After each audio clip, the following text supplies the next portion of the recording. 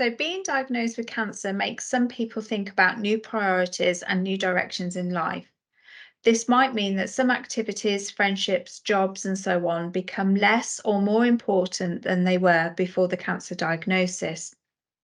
Some cancer survivors describe how the cancer experience made them feel more confident and surer about who they are. They describe feeling emotionally stronger and resilient. This next activity is called Rocks in a Jar. It is a simple but powerful story which reminds us about what should be the focus of our life journey. So one day, a professor picked up a large empty jar and proceeded to fill it with rocks. He then asked his students if the jar was full, and they unanimously agreed that the jar was full. He then picked up a box of pebbles and poured them into the jar.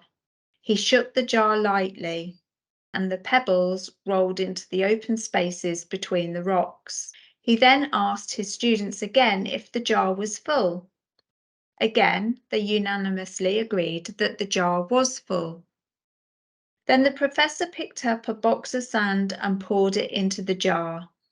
Of course, the sand filled up everything else.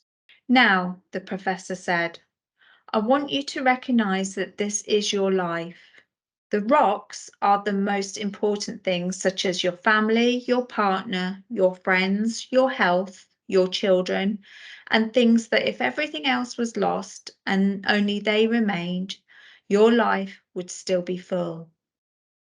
The pebbles are the other things that matter, such as your job, your house, your car. The sand is everything else. If you put the sand in the jar first, there is no room for the pebbles or the rocks. And the same goes for your life. If you spend all your time and energy on the small stuff, you will never have room for the things that are important to you.